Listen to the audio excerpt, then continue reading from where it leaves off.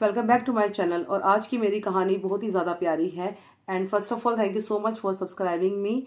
और कहानी स्टार्ट होती है एक राजा की, जो कि अपने सैनिकों के साथ जंगल में शिकार करने जाता है और उनसे बिछड़ जाता है। और घने जंगल में फंस जाने के कारण वो निकल नहीं पा रहा होता है, तो उसे वहाँ पर एक लकड़हारा मिलता है जो कि उसकी सहायता करता है, क्योंकि लकड़हारे का रोज ही का काम था उस जंगल में आना, लकड़ियाँ काट कर लेकर जाना। तो उसे उस जंगल के सारे रास्तों का पता था। फिर उस लकड़हारे की सहायता से राजा दोबारा अपने सैनिकों से मिले, उस घने जंगल से बाहर निकले, वो भी सुरक्षित। ठीक है। उस समय जब वो उसके साथ लकड़हारे के साथ थे, तो लकड़हारे ने उनको खिलाया पिलाया भी, थोड़ी उनकी सहायता भी करी हर तरीके से, जैसे कि वो परेशान थे घने जंगल में फंस जाने के कारण। तो जब राजा ने उससे विदा ली, तो राजा ने उसको निमंत्रण दिया कि आप कल हमारे दरबार में आए और हम आपको इनाम देंगे, क्योंकि आपने हमारी जान बचाई है। इतनी बात हो गई। यहाँ से राजा अपने सैनिकों के साथ अपने राजमहल को लौट गए। अब लकड़हारा है, लकड़हारा गया अपने घर। उसने अपनी वाइफ को बताया सारी कहानी कि आज ऐसे ऐसे राजा जी मिले और राजा जी ने मुझे कल इनाम के लिए बुलाया। तो उसकी बीवी ने भी कहा कि खूब अच्छा, जाओ और अच्छे से तैयार होके जाना, राजमहल में जा रहे हो। ठीक है। वो गया वहाँ पे। तो वहाँ पे सैनिकों ने पहले तो उसको घुसने नहीं दिया। फिर उसने बोला कि मुझे राजा जी ने ही बुलाया है और मैं उनके निमंत्रण पे ही यहाँ आया हूँ, उन्होंने मुझे बुलाया इसलिए मैं आया हूँ। फिर वो राजा जी को बताते हैं सैनिक। तो राजा जी कहते हैं हाँ हाँ, उनको आदर सहित लेकर आओ, कल उनकी वजह से मेरी जान बची है।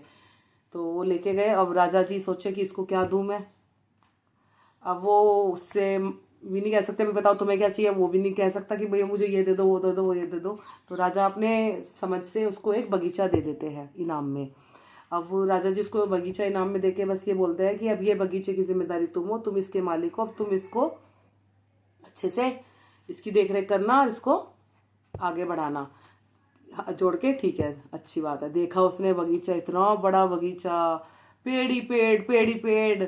और वो खुश हो गया, उसका परिवार खुश हो गया। उसका परिवार वहीं पे ही छोटी सी कुटिया बना के रहने लग गए। उसी बगीचे में ही वो लकड़हारा अपनी बीवी और बच्चों के साथ रहने लगा। और अब उसने ये चीज़ सोची कि मुझे लकड़ियाँ काटने के लिए जंगल में जाना पड़ता था, राजा हमारे कितने दयालु हैं जिनकी वजह से मुझे अब जंगल में नहीं जाना पड़ेगा, मेरे को इतना बड़ा बगीचा दे दिया। तो एक महीना हो जाता है इसी चीज़ को। तो अब एक महीने बाद राजा जी को जैसे याद आती है कि अरे मैं एक बार अपना वो बगीचा देख कर आऊँ जो मैंने लकड़हारे को इनाम में दिया था, देखो तो सही इसने क्या क्या क्या करा है उस बगीचे में, ये सारी चीज़ें। अब राजा जी आए उस बगीचे में और उनको देखकर उनकी आंखें खुली की खुली रह गई। और उनका जो गुस्सा था वो सातवें आसमान पे, कि मेरा इतना प्यारा बगीचा था वो अब बगीचा रहा ही नहीं, वो एक धरती ही रह गई, बस जमीन रह गई। क्योंकि उस पर जितने भी पेड़ थे ऑलमोस्ट 80% सब कट चुके थे। और राजा को इतना मतलब हद से ज़्यादा, बहुत ज़्यादा फील हो रहा था। क्यों? क्योंकि अभी आपको आगे पता लगेगा क्यों राजा को इतना फील हो रहा था। तो राजा ने उस लकड़हारे को बुलाया। लकड़हारा उनके पैरों में गिर के बोला कि राजा जी आपका बहुत बहुत धन्यवाद, आपने मुझे इतना बड़ा बगीचा दिया। और मेरे को पहले मैं कितना परेशान होता था, जंगल में जाके लकड़ी काट के लेके आता था, और अब मुझे यहीं पे ही लकड़ियाँ मिल जाती हैं जलाने के लिए। तो अब भैया राजा ने उसको बस ये बोला कि कोई बात नहीं, खड़े हो जाओ। ठीक, उसको एहसास कराना था ना कि उसने कितनी बड़ी गलती करी है। वो छोटी सी लकड़ी उठाते हैं नीचे से, धरती पे से राजा जी, इतनी सी लकड़ी उठाकर उसको देते हैं और बोलते हैं जा इसको बाजार में लेके जा, इसको बेच के आ। वो कहता है राजा जी इतनी सी लकड़ी का कौन क्या देगा। राजा जी कहते हैं मैंने तुमसे जो कहा वो जाके तुम करो। वो जाता है और जब वो बाजार में जाता है, वो इतनी सी लकड़ी के टुकड़े को लेकर, वो इतना सा टुकड़ा, वो हजारों हजारों से भी ऊपर, 10,000 से ऊपर बिका वो। तो उसको उस समय जब वो बाजार में इतने से लकड़ी के टुकड़े को लेकर गया और फिर वो जब बाजार से आया, तब उसकी हालत खराब हो गई ज़्यादा कि उसने क्या करा।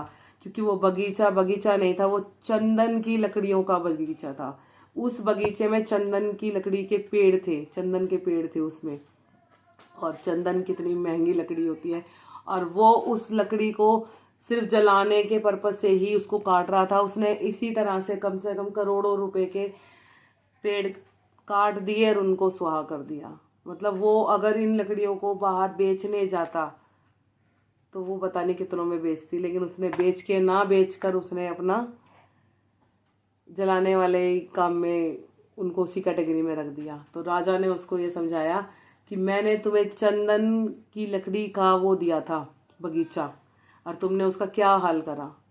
तुमने उसका बिल्कुल मतलब ये नहीं सोचा कि मैं इसका यूज़ किसी और तरीके से भी कर सकता हूँ या इसे बाज़ार में बेच सकता हूँ। तुमने इसको जलाने के ही उससे करा, और तुमने कितना बड़ा नुकसान कर दिया। अपना तो करा ही करा, मेरा तो खैर करा ही करा, लेकिन उससे ज़्यादा तुमने अपना कर लिया। तुम इस चंदन की लकड़ी के बगीचे से तुम कितने अमीर बन जाते, कितना धन तुम कमा सकते थे, कितना कुछ तुम अर्जन कर सकते थे, लेकिन तुमने सब वेस्ट कर दिया। और अब कहानी यहाँ पर ये उसको पछतावा होता है लकड़हारे को।